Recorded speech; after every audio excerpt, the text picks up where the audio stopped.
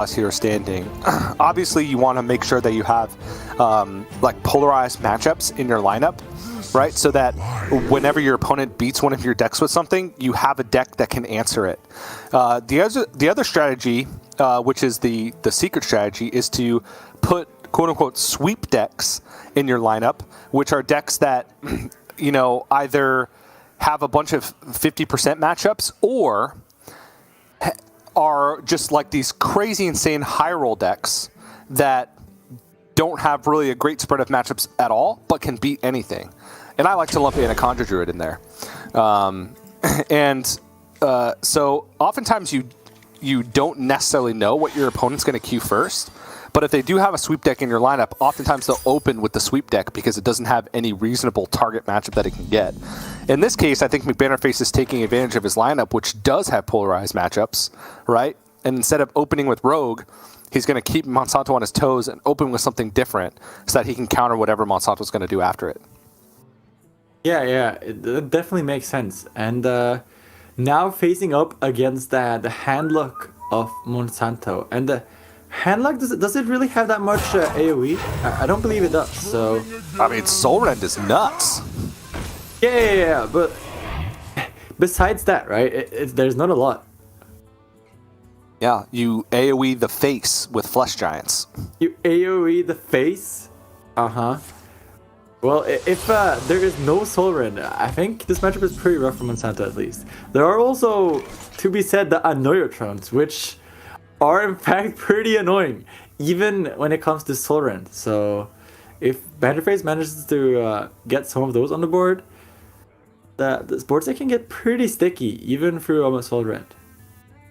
Yeah, and the Divine Shields can make things pretty awkward against a lot of decks, right? Most of the aggro druids that we're seeing have either, you know, most of them have double Guardian Ankh Merchant. A lot of them have 1 or 2 copies of Annoyatron. And some players are even going for Argent Squire in that spot just to ensure that they can stick a minion, because having minions on board is the most important thing. It doesn't really matter how understated they are, right? You just want things on the board for Arbor, for Greybow, for Adorable Infestation, for composting, right? So many cards in your deck need minions to have their payoff effect. And just including even understated Divine Shield minions in your deck can, you know, make a huge difference in a lot of matchups, not just in this one. So I like the inclusion. And Annoyatron also has the added benefit of just the synergy with the Razormane Battle Guard, right? You can get it out for free in a lot of cases. So I like the inclusion there. It is incredibly annoying. It is incredibly annoying. In multiple ways. Okay, so McBanterFace here with the decision whether or not he wants to keep the Annoyotrons coming here, or maybe he wants to go for a more slow approach with getting out that composting already. Pretty close, I think, because the benefit of the Annoyotron is that the board is just so sticky against the Soul Rend that you can't really Soul Rend as Monsanto. So, he's going for an even different line. This is like he's going for the risk. Potentially getting that double Annoyotron together with a composting next turn. I'm personally a bit surprised by this, but I guess it has major benefit. It also forces Monsanto to deal with the board, right?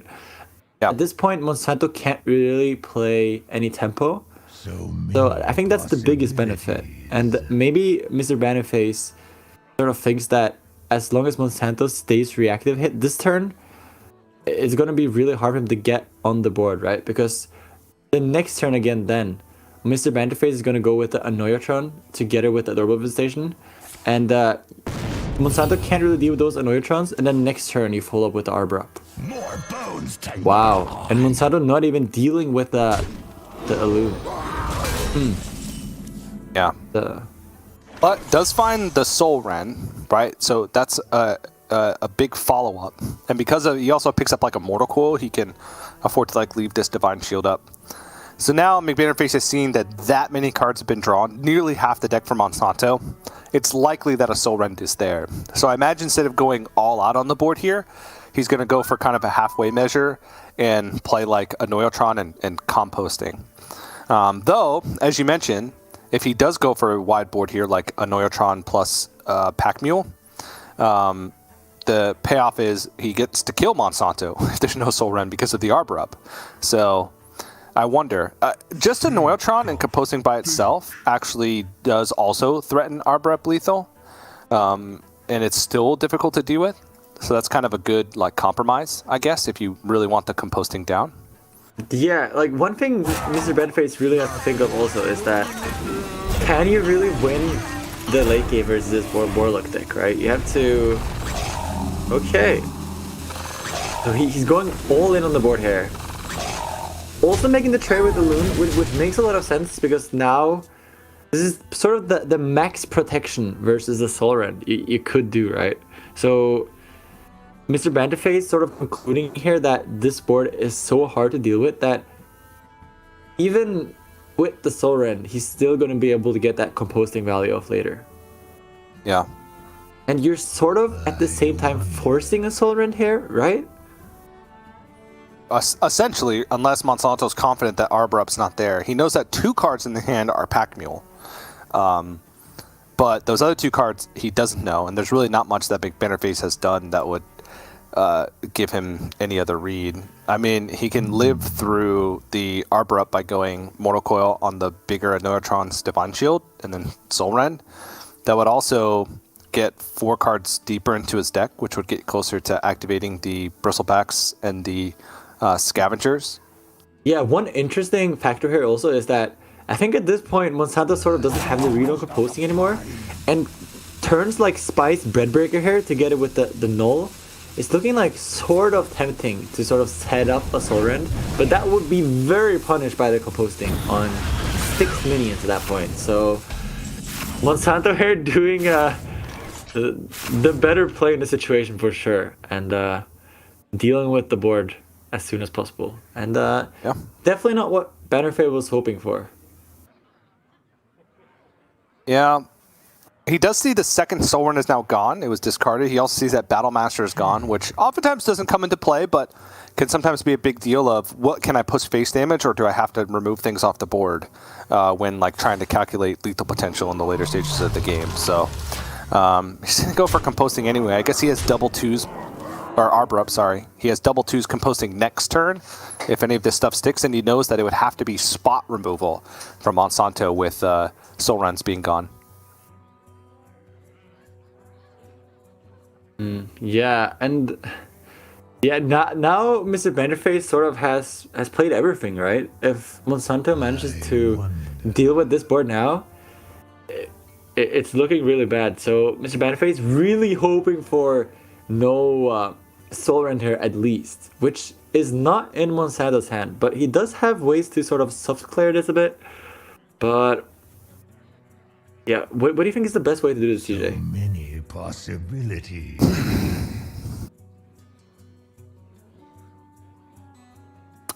Null plus Spice Breadbaker. He could go Null tap, Null Drain Soul. Could also go Tamsin, Drain Soul, Drain Soul. There's a lot of... How many... Oh, there's only 12 cards left, by the way, which is a pretty big deal. Yeah, very close. Yeah, very close. Very close. Quill Boys getting activated here. Yeah, this decision was close, but he's going to take it defensively, like the ultimate defensive play. At the very worst, he could tap next turn for a Bloodshard Bristleback. Second Arbor Up. I am very surprised by the fact that Monsanto did not play Mortal Coil this turn. Just to damage one of the Annoyatrons? Yeah, and also get an additional Mortal Coil, right? Yeah. Because Tamsin most likely is not going to stick another turn, I believe. So it seemed like a way to damage one Annoyatron and get a cheaper Mortal Coil for next turn. Yeah, no, that makes sense. Okay, so McBanterFace still with the composting can get pretty high value of it, but the Arbor Up sort of tempting, you know, to do a different line. But can you really leave this Tamsin on board? Not really, right? I mean, can you afford to like leave your composting stranded is another thing.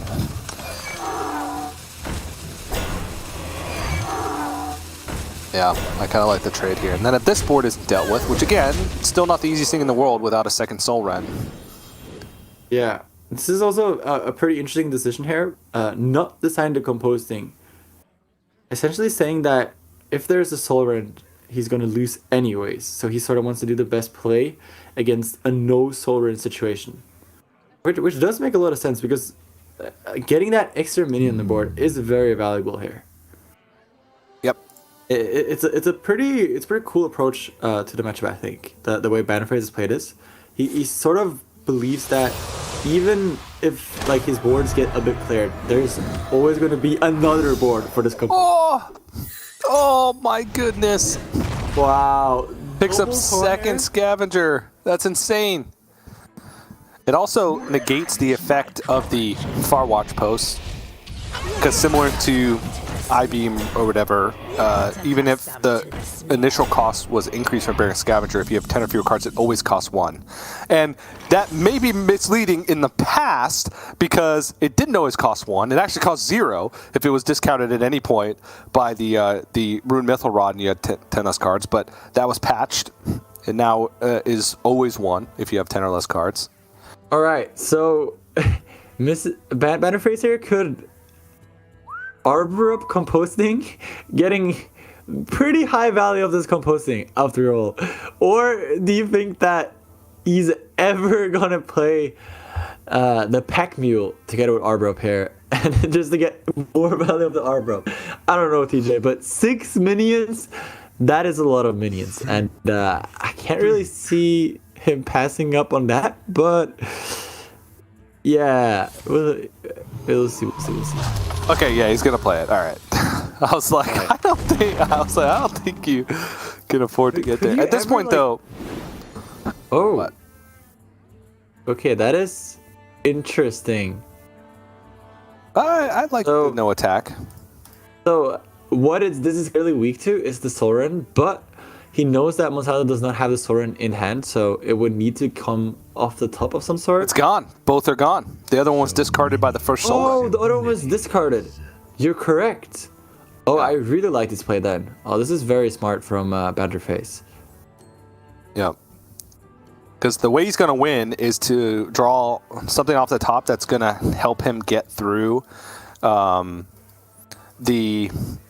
taunts, like a Park Panther, or maybe even double Park Panther, right? And then push the rest of the minions to face. But unfortunately, Monsanto just has the goods. Is going to be able to heal up a ton here. Takes out the Farwatch post, which means that these cards that he's drawing from Backfire are going to be original costs, and he can clean up enough of this stuff to where he's not really threatened by anything that McBanterFace can do. Do you think that McBanterFace ever can get back on the board here, though? Because I feel like Monsanto is starting to run out of cards and ways to deal with McBanterFace's board. So if McBanterFace is able to like get back on the board here, I feel like there's still definitely game here. There's some potential, but Monsanto has a lot of spot removal with double touch, Mortal Coil. He still has 1 Flesh Giant left in the deck as well, and a Raised Dead. So I think that, if he can just stick 1 big threat at a point, he should still be okay. But again, the Battlemaster being discarded by the Soul Ren was also a pretty big deal, right? Because that just means it's going to be that much more difficult for Monsanto to actually piece together his own lethal. Yeah, because Monsanto has to win the game at some point, right? I feel like McBanterFace can deal pretty cleanly with this board in different ways. There's a lot of different ways to approach this turn. You could go max on board with a Grey Bow potentially, but you can also get a very good value trade with the Park Panther, clearing out both the full boards. But he's deciding to go for the Grey Bow instead and going max board pressure.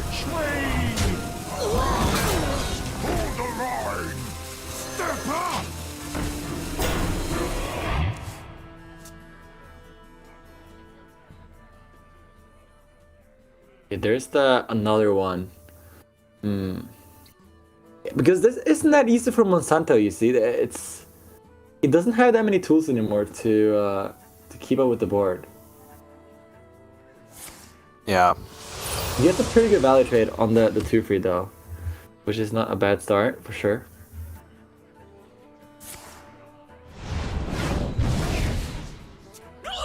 Okay, there's the race dead. Oh, that'll make the Anetheron. Yep. It's still. It's only the second. Oh yeah. It takes so long. He can get a Netheron down though, and the Knolls are free too. So he plays a Netheron, can play a Scavenger, or Knoll, then Scavenger. So that'd be 4 total mana. Wow. Has 2 mana left over. The Knolls are very big. Yeah, this is big pickups. Both Knoll and Scavenger. Because you have to think about here, right? What are the most efficient trades? Not that simple to get through this graveyard at least. Maybe you want to get a touch in there.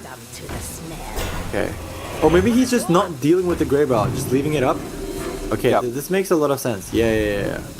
Because you don't want McBanterFace to get that value. You want him to trade the graveyard himself. Okay, so, McBanterFace could trade the graveyard here, get one of the 2 frees with the graveyard buff, and summon another one, but Monsanto getting a lot of pressure on board here. Does Monsanto have another backfire in the deck, do you know? No. The last 3 cards are Flesh Giant, Unstable Shadow Blast, and Tour Guide. So Flesh Giant's big. That'll certainly be free at this stage of the game. Yeah, I feel like even the 8/8 and even the 7/7 he gets from the quest, it's gonna be very big pain for McBanterFace to deal with. Because this late in the game, right, the Token Druid is sort of scaled out a bit. Yeah. And the minions are not that powerful that it can deal with such big stats. So looking at the value game here, I'm not sure if McBanterFace can really get there. Maybe if he picks up Composting, but it sort of needed to be in the hand this turn, I feel like. Yeah, it really did. To just give himself one more reload, but Yeah. like you said, he's starting to run out of like these high power cards, which seems like the biggest problem, to be honest. Alright. Well, this is the final board, essentially, unless there's a Composting next turn. But this is what Monsanto has to deal with now.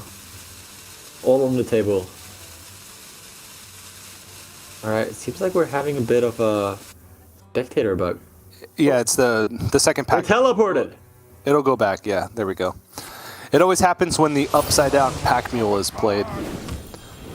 But The pack mule? always on it. Okay. The Fleshine lost card. That is definitely a bit unfortunate here for Monsanto. Yep. Definitely wanted to get that 8/8 down. So I think Monsanto is looking to kill the peasant for sure. So many Hardra possibilities. would be a bit annoying. Gives McBanterFace higher chance of getting one of the bigger cards, which there are not a lot of in the Token Druid. So No. I feel like as long as he's able to efficiently get back on board here and deal with the board, it should be a win for him, because Hamson, as most know, does inevitably win the game in fatigue, because essentially you don't take fatigue, your opponent just takes your fatigue, right? Which is a pretty strong effect. We can even touch up Nephrosim, the 4-1. Oh, if this hits the watch post. The watch post! Hey! Oh, okay. I like the play though, trimming down the board as much as possible. Yeah, it was a very good play. Ooh, this is Park also Pepper is not a bad draw. Definitely not a bad draw here. Yeah, so you can trade this in, and then Park Panther the 3/1, attack into the 5/2. It's protected by Greyboat, and then he preserves this stuff on board. I'm just worried that we're getting a bit too low now, and like when fatigue starts to tick in for us, we're gonna die really fast. But these minions are not dealable now. There's no more removal in Monsanto's deck, so This is gonna stick 100%. Oh, okay. This is interesting. Yeah, I really like this. Because McBanterFace knows that there's no more removal left, and if this null sticks, right, there is no way for him to get through the Grey Bow.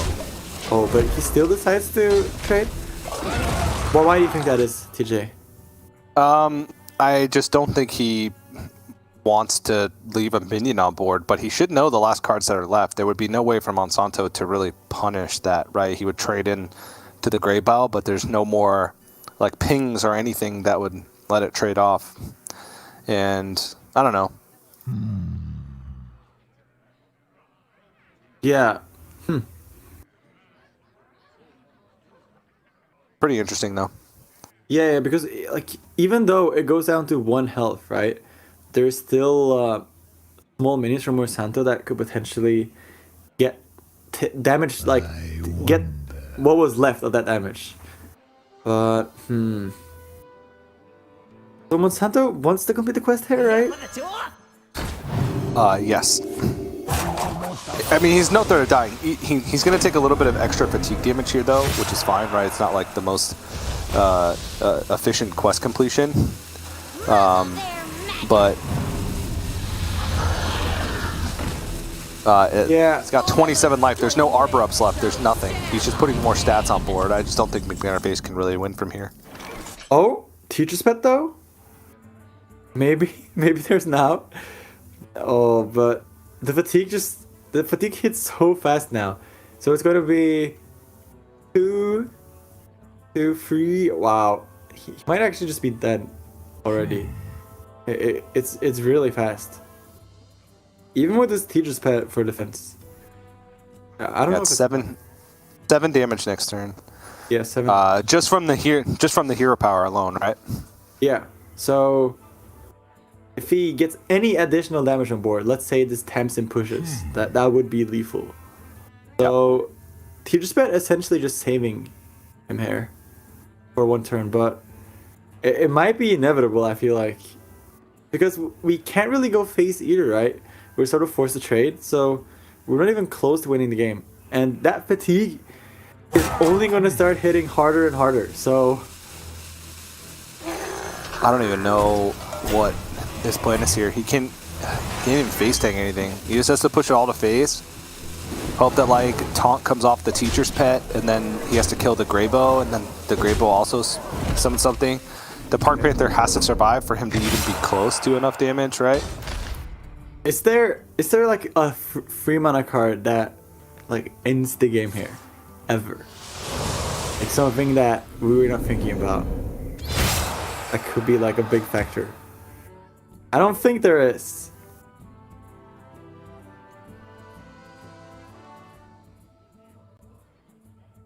Well, I assume we're starting with trade into the Teacher Pet. See what comes out of that. Yeah. Fresh out of the oven. Or maybe we're not trading at all? Muzzle their magic. Really? Okay, he just wants to get those cards out, probably. So not trading at all seems very suspicious. We could also just not trade this Teacher's Pet here? Okay. Do you ever not trade it? That seems very suspicious, too. Well, especially now that the Grey Bow didn't hit it. But how does he... What can punish him here? Is there no more burn left? Oh? There's no reason to trade in. Yeah. There's no more burn left. There's also no reason to really Not trade into it, just in case there's something that can punish you, right? Because he has guaranteed lethal next turn with just the fatigue damage. So... Okay, but yeah, was there anything that could punish him though? Maybe it's just Monsanto showing that he knows what's left, you know, and feel comfortable with just leaving it up. But I don't believe there was anything that could really punish him for trading. Yeah, but if you don't know, then like you don't do it, right? Well, he knew that he didn't have any burn left, right? But he was not 100% sure that there was no free drop that could like change the outcome entirely. So yeah, essentially just valuing that higher than the other thing, probably. Which makes sense. But Warlock taking game 1. Wow. Do you think that Monsanto maybe has something that the players have been underestimating here? I think, if you stop the Druid's momentum at any point in the game, it can sometimes be hard for them to win, right? The first Soul Rend ended up being big. If that didn't come out, you're looking at a problem for Monsanto. I think he would have just died the next turn. So I like the fact that it was close even outside of that, because that doesn't always happen. But yeah, it can be, once your momentum is stopped, it can be hard to get a foothold in the game at all. And I think we just saw that, right? The slower quest completion, the Rune Mythal Rod, those were never huge parts of the matchup, right? It made it so that Monsanto actually had to work a little bit harder to get the win. But other than that, it was pretty smooth sailing. So, and I like the way that he, kept trying to isolate minions on the board, worked around the Greybow well. So it's just a nicely played game. And now we get to move over to Garrote Rogue from McBanterFace. Aggro Druid is off the table. Yeah, Garrote Rogue. And Garrote Rogue is a deck that I had very high expectations of.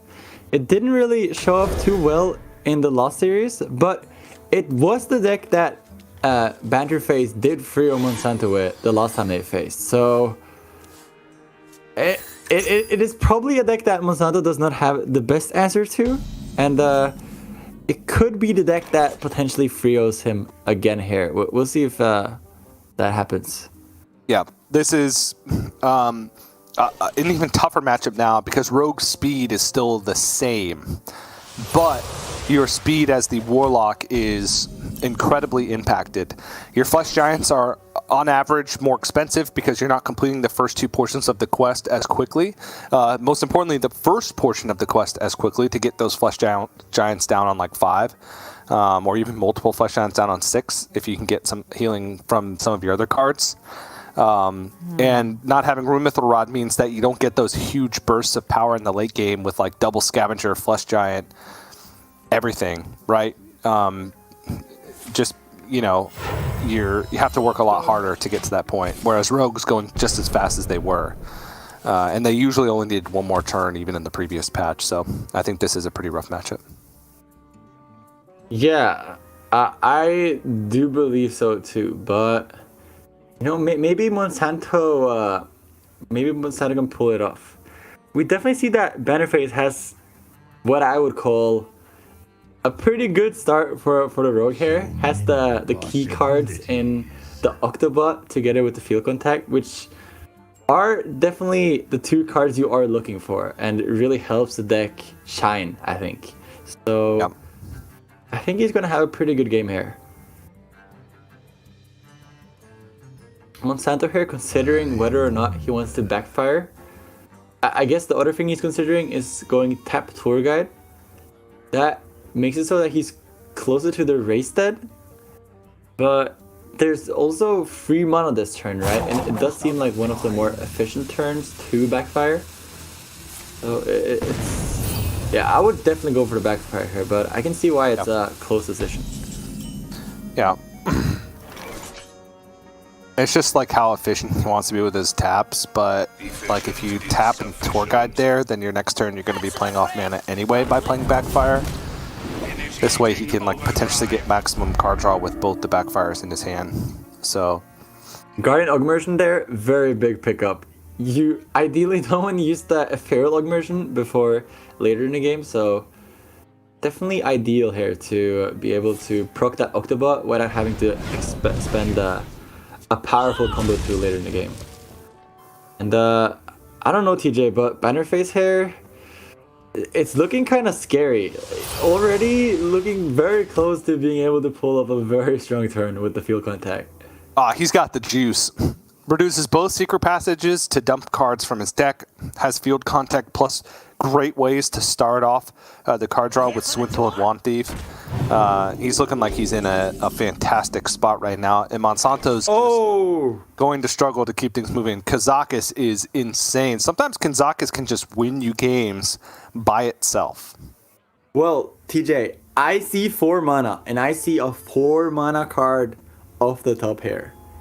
It's yellow.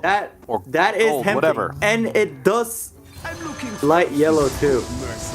Yeah, I think McBanterFace and I, we see the same thing here. Oh, What do you think he Divine went for? 5 or 1? 5. 5? Okay. There is Because if you get like Divine Shield summon a copy, you can just win the game with that. That's true. I mean, there is some reason to go for 1 here because he had the field contact. Oh, he did go for 1. He did go for the 1. But he Oh, and he hit also- Divine Shield summon a copy. Yeah, Oh he did no. oh no. He did also go for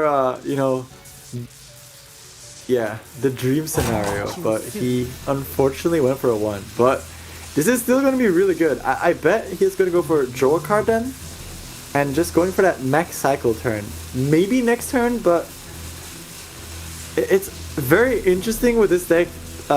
What turn you decide to pop up, I feel like it's not that straightforward, and this is one of the decks that are really powerful, but you can definitely lose games to messing up the combo pretty badly yourself. So you always have to be a bit careful here to not do anything too fast, and be a bit patient if you can with your resources. Yeah. Because he's got time, right? Well, he has some amount of time. Cold Neophyte is one of the cards that can throw a wrench in your plans, though. Like, you can think you have an infinite amount of time, and then a Flesh Giant hits the board alongside a Cold Neophyte, and your draw turn is then hindered significantly because you can't go for, like, the swings with Brain Freeze. So,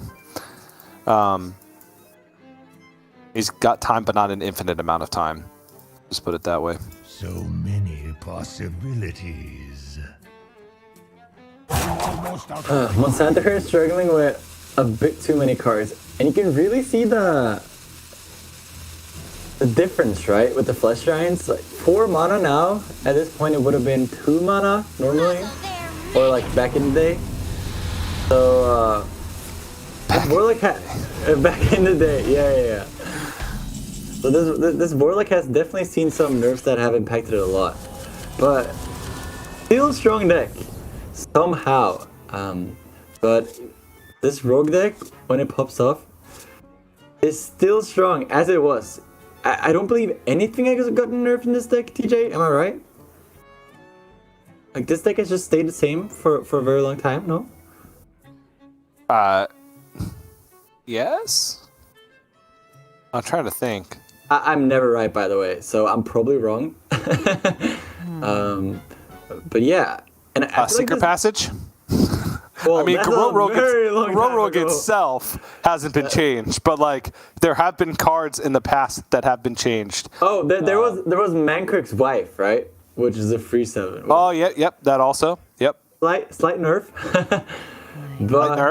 I feel like this deck was competitive even before the nerfs, right? And it's one of the decks that have not seen any changes. So in a very good spot in this meta game.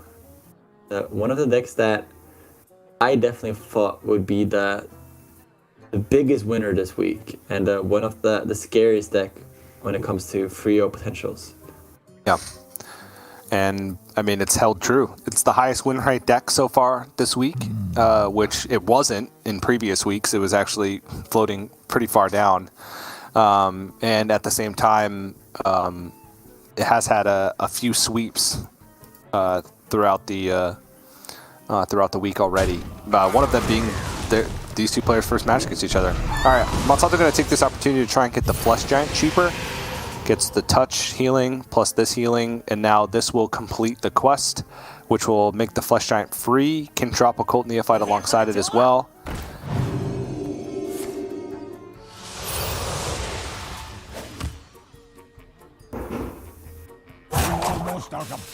So ideally, you want to drop the Occult Neophytes together with the turn where you go pressure, right? I thought that was quest completion. Our quest counter is off a little bit, I think. Yeah. Or he... that is the new feature with the deck. The quest actually never completes. It just doesn't complete. You're 7 out of 8 for every quest. They might have over-nerfed it a bit. But a Warlock was very powerful before, so... Yeah. All right, so this is what McBanterFace was waiting for. He was waiting for threats to be played on the board in order for him to have targets for some of these minions, like the Prize Plunderer.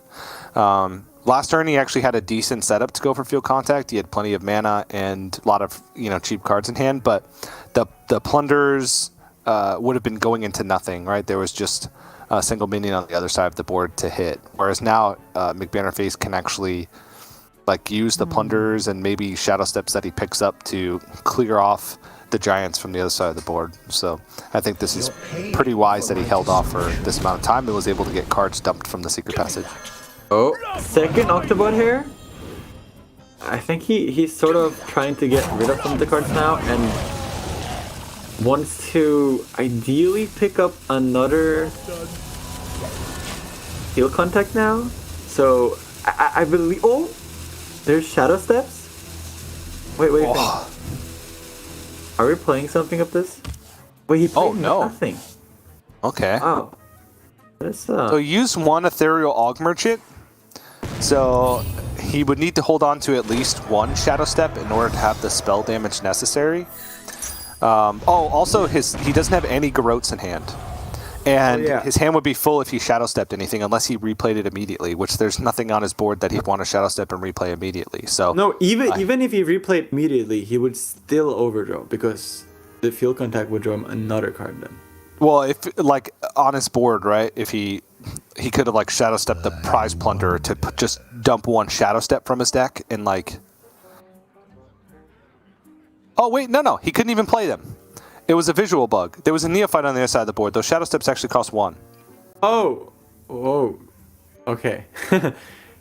I'm 90% sure.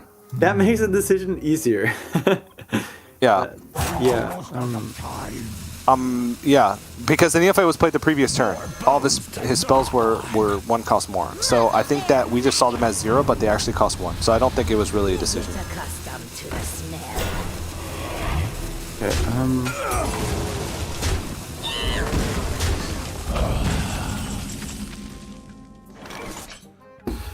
Okay, Monsanto able to pull off quite a bit of it. Also getting one more Neophyte down.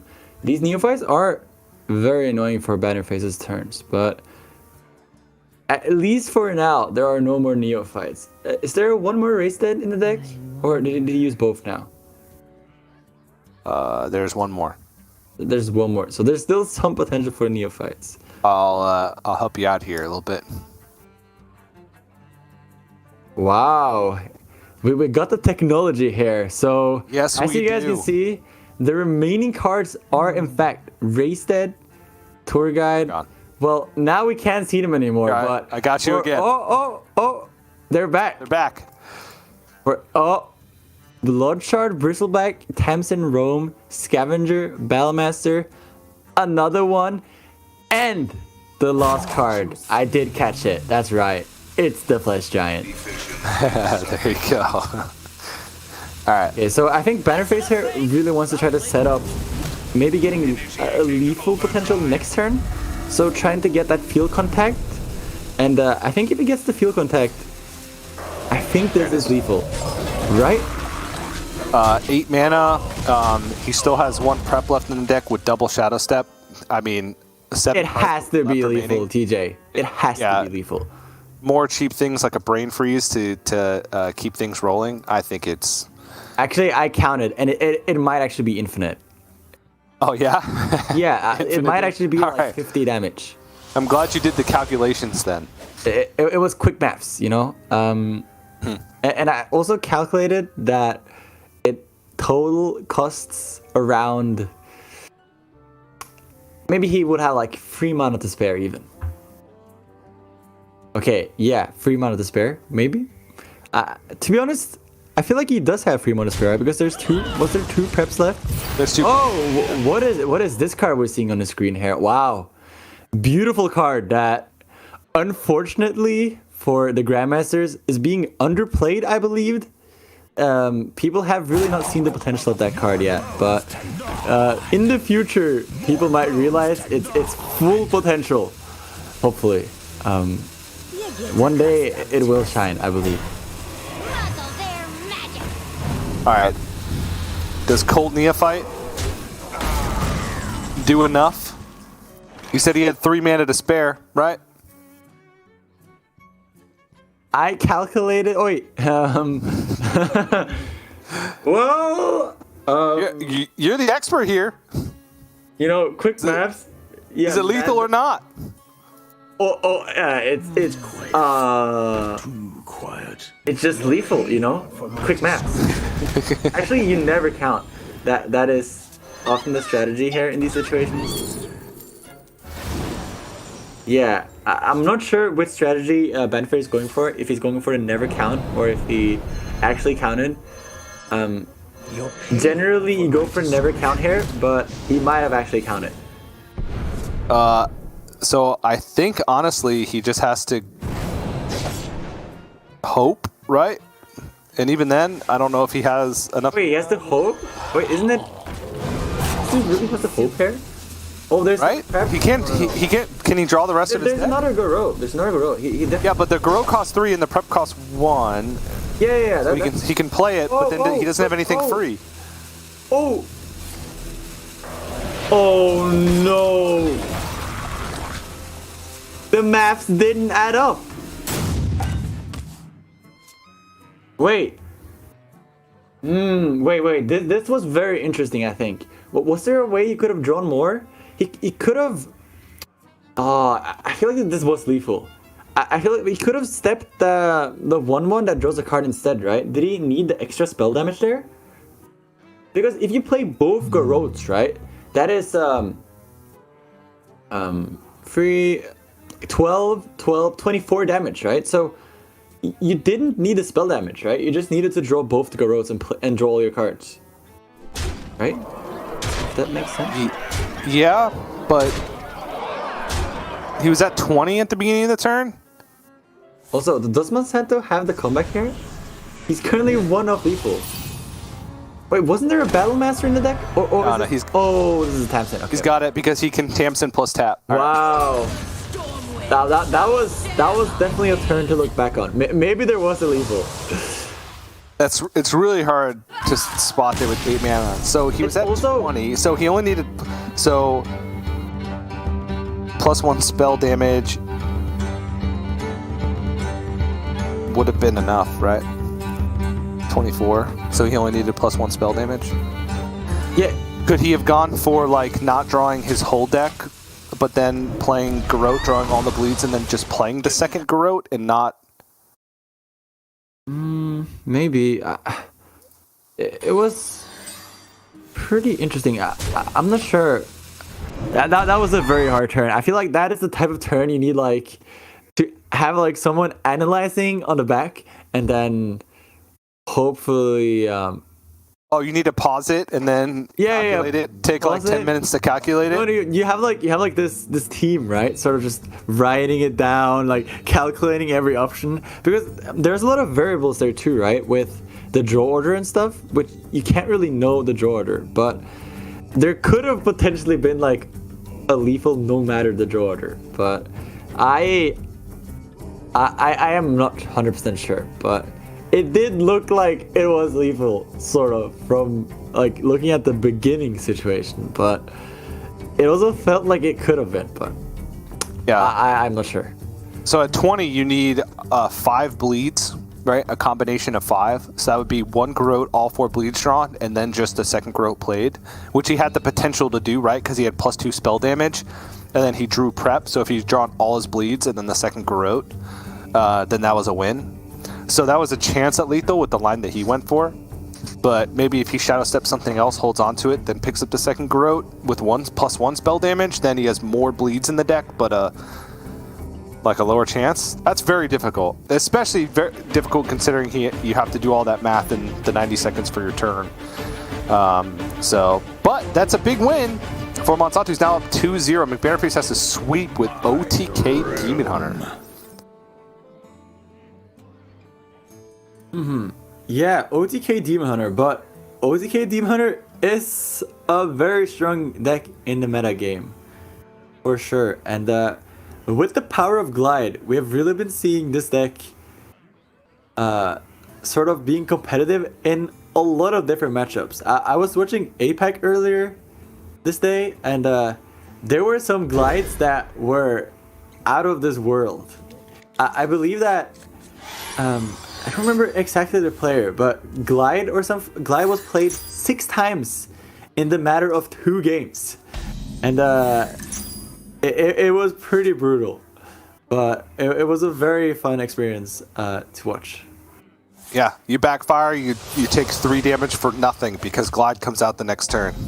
Yeah, for sure.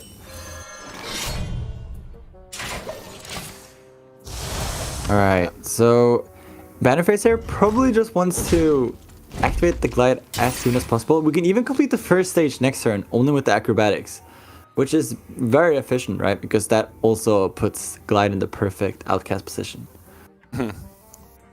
So, like, in terms of the Glide, right, is that something you really think about with the Warlock too? Because it has to be a scary thing, right? But how do you even deal with it? Because I feel like the Warlock just naturally gets a lot of cards and sort of just has to draw a lot of cards. Like, is there even a way to like play around a card like Glide with Warlock? You can dump minions. Like here, you could play Bloodshard Bristleback instead of Backfire, and then Backfire next turn. And then if your opponent glides, you at least have a minion on board that didn't get shuffled back into the deck. That is my currency. Oh, and that is what he decides to go for. Yeah, I'm a fan of this, right? I mean, it's not like playing around Glide fully, right? There's, like you said, they need to draw cards, so there's no way to play around it fully. But you can do little things here or there, like instead of tapping or playing Backfire first, you just dump some cards first and then go for it. Oh, these are pretty good reductions here, but it shouldn't really matter because you want to glide, but reductions like these sort of tempt you, to play, like, just play your hand. But I don't really see a scenario where McBanterFace is able to just never play the glide this game. So these here's a way. Being kind of bad. You can hold the hero power. Boom. See? Oh, okay. He's doing everything he can to play around Glide, as much as he possibly can do. He's doing everything he can, but he still has 7 cards in his hand. Yeah. And Glide is looking mighty strong. But the problem is that McBanterFace also has a lot of cards right now. So he even has more cards than Monsanto. So do you even want to Glide now? Like, well, it completes the quest with 1 card. That's a bonus. That is pretty good. He could also, like, dump something. I don't know. Like, because he has the coin that he doesn't want to shuffle back into his deck with Glide. But there's not really anything dumpable, so maybe you could dump a Morg. Hope you fit in something. But we drew both Talented Arcanist and Morg here. So we got the good reductions again. Arguably good at reductions, right? Because if your game plan is getting to the Carters, then you sort of want Morg and Arcanist in the deck, because they can even get reduced more than to 1, right? Yeah. And getting like cheaper card draw or more card draw just helps you get to the Carters faster. So maybe these reductions aren't even that good, but acrobatics and Ildar studies, very good, I would say. Yep. Luckily though, Monsanto hits more card draw off of the Glide, so he's in a good spot. Well, that is when they hit you though, TJ. With the second one. Glide. Yep. McBanterFace looking disappointed here, but he's 1 glide away from being very happy again. Let me tell you. Oh, yeah, that is not the glide, but Skull of Gul'dan. Yeah, do we get to see some Skull of Gul'dan action here today? Not looking that bad here, but there's also Spectral Sight that would complete the quest guaranteed. Yeah. Oh, now he sort of needs to pick up the glide because he has all of the combo pieces in hand, right? And they're not really reduced enough. No. So glide becomes a very big key here.